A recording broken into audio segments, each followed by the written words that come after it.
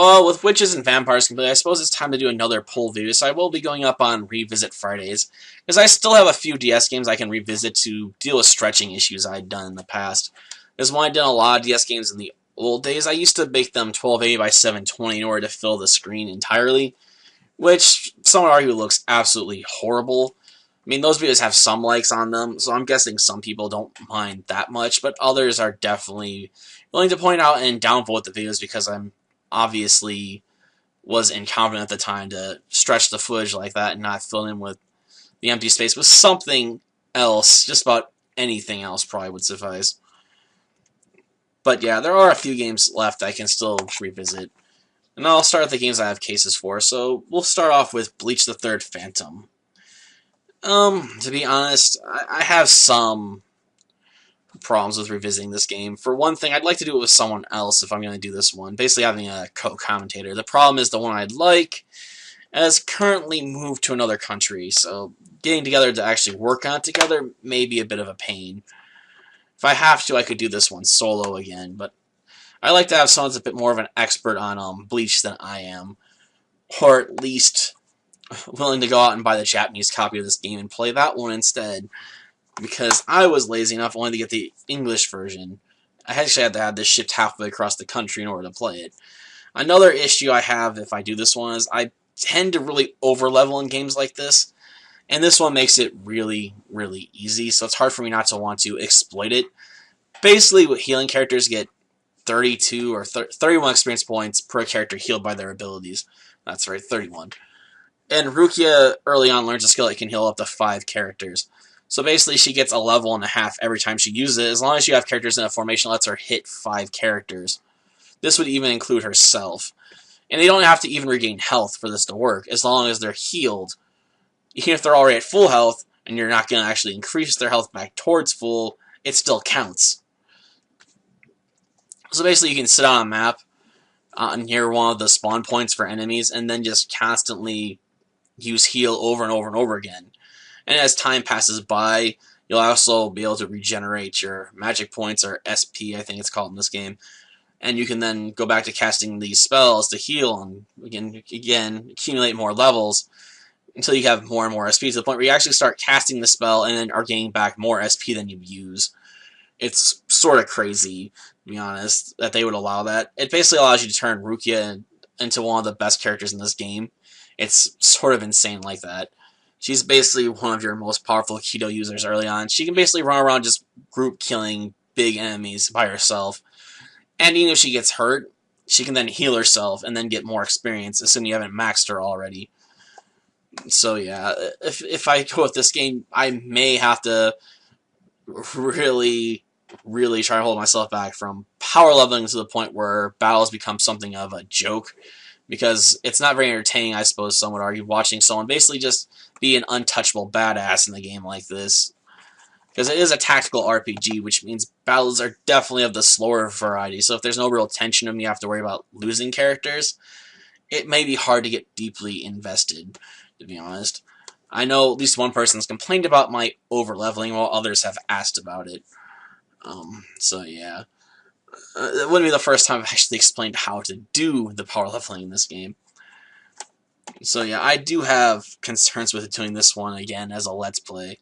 At least in making it interesting to watch to some extent. Another option is Luminous Arc, which didn't get as much stretching issues as some of the other titles I already mentioned and I'm going to mention. I actually only stretched this one to about half the screen, so yeah, it didn't get as bad as a full widescreen, but it definitely got stretched.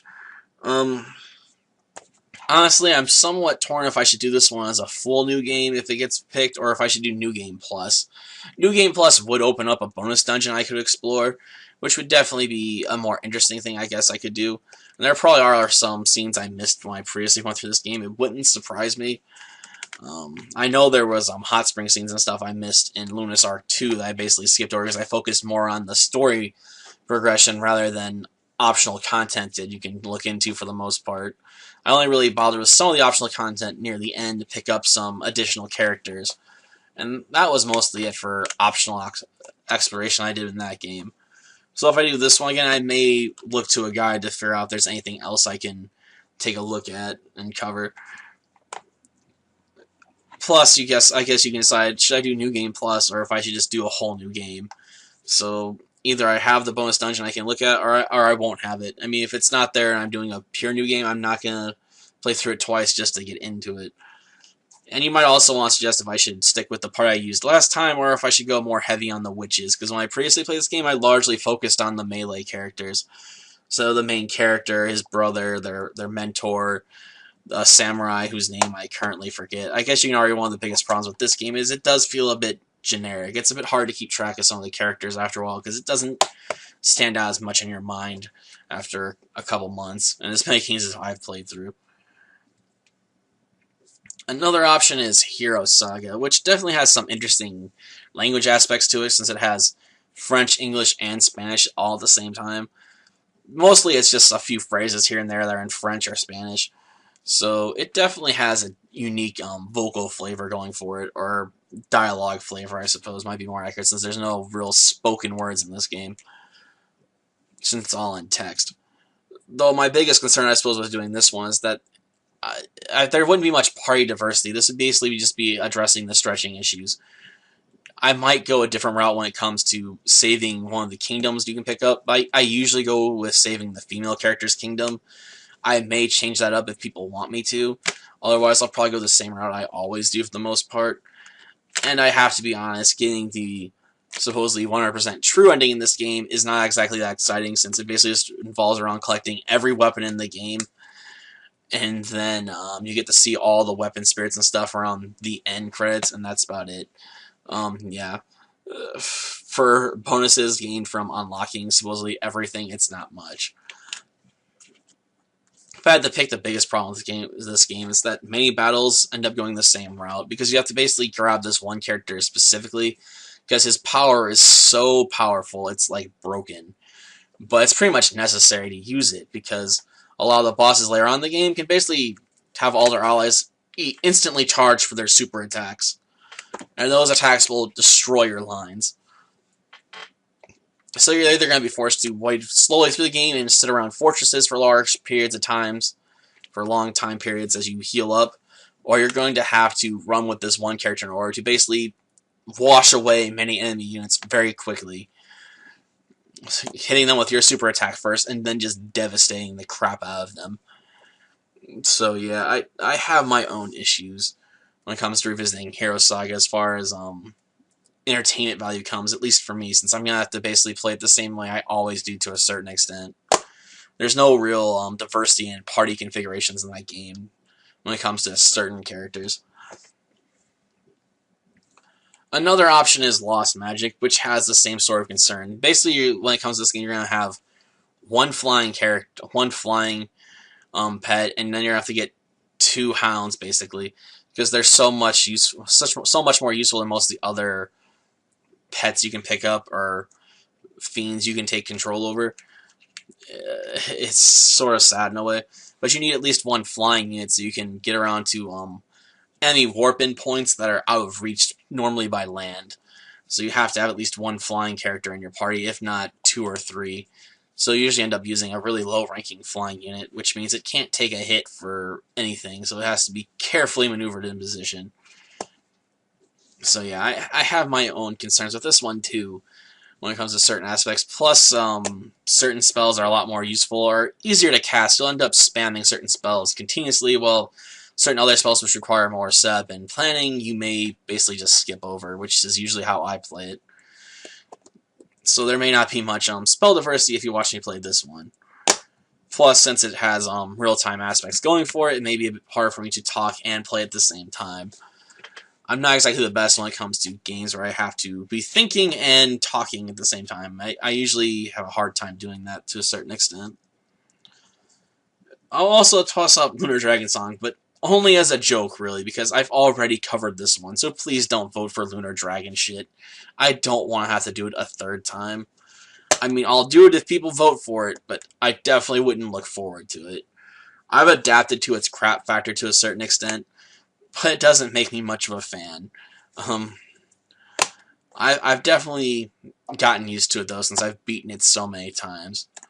If it gets selected, this would be like the 4th time I've played through the game completely if it did win. Please don't.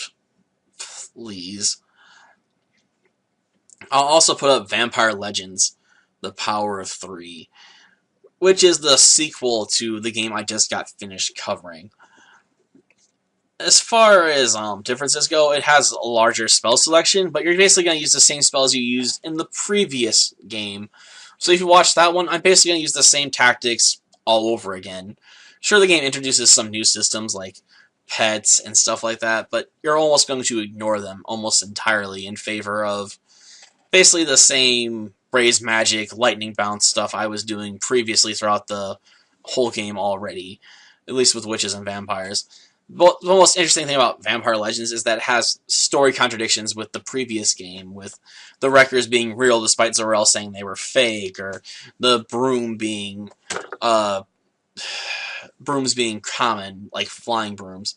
And the witches and vampires, they act like flying brooms are stuff of legends, the things of myth. They didn't actually exist. Well, in Vampire Legends, like, oh yeah, your mom was a championship broom racer. But the only other most interesting aspect about this game is that many people don't realize this actually did get a US release because of its title change. I mean, it went from Witches and Vampires, The Secrets of Ashbury, to Vampire Legends, The Power of Three! Like, I don't know why they did that. I've actually had to correct people on this previously, which is a bit annoying because I don't like talking about this game to a certain extent because I have a mediocre opinion of it at best. So going around telling people, oh yeah, I got a US release and you're incorrect, your information's incorrect, is not exactly the most fun thing for me. I mean, sure, it shows that I'm more knowledgeable on a certain topic than someone else, but I'm more knowledgeable than them on a game that isn't that good in the first place. It's not like I'm showing off some fancy way to beat the boss or anything, you know? Like, this is some secret method I figured out to completely pawn this difficult boss that people are having problems with, or something, you know, I'd find more interesting than say, oh yeah, this game got a US release, and it's just on a different title for no apparent reason other than, you know, that's just how US sequels work. I mean, other medium get that sort of stuff too, like movies, especially movies. More than a few Bruce Lee movies have gotten that treatment. Some of them in ways that are just mind-baffling. Like the one Bruce Lee movie, I forget its name completely. Armor of God, I think was in the title, yeah. Armor of God and Armor of God 2 are actually flipped around. The second one was made first, and the one that's called the first one in the US was made second. Yeah, one of those weird oddities. Why? I don't know. That's just how it happened. But yeah, that's all the games I really have for the DS I can throw up there. Anything else would be from other systems, and my problems with those are usually that they're incomplete, like Digimon World 3, because I lost all my data for that game, because when my old computer decided to crap out, I lost my save file, which meant I'd have to redo 80 hours of grinding or to get back to where I was, basically. I just haven't been willing to dedicate that kind of time to it, because I've been busy with other games, and it's a bit hard to want to go back and slog through that many hours of grinding all over again, you know, so many times. I mean, it'd be like the 3rd or 4th time I've done that in Digimon World 3, because I always get either stuck and need to walk through, or I just lose interest. So yeah, I've been thinking about maybe trying to work on that one on the side again, but it's a pretty busy schedule already, so finding time to work on anything else is a bit iffy. There's also Devil Hunter Secret Power, an RPG Maker game I've thought about revisiting, but that's mostly because I skipped over about half of the story in the game. I actually found a way to skip over a good chunk of the narrative, which made reviewing it a bit more difficult than I would have liked to mention, because I didn't know the entire story completely. A lot of it seemed pretty cliche and was decently written, I guess. But it does hurt not to have experienced the entire story to see how I would have felt about it as it unfolded, instead of having to guess what happened. And another one would be Dago, another RPG Maker game, or at least it uses RPG Maker sprites. I think from like the XP version or something like that, if I remember correctly. And yeah, the DAI file I had for that game also got lost when my old computer went kaput. About what, 2 years ago now at this point. So yeah, that was another Let's Play that basically got stopped before it was completely finished, and I just haven't been willing to put in the 10 to 20 hours I'd already done grinding in that game all over again. I just didn't want to. But those are your options. Till next time, then. See ya.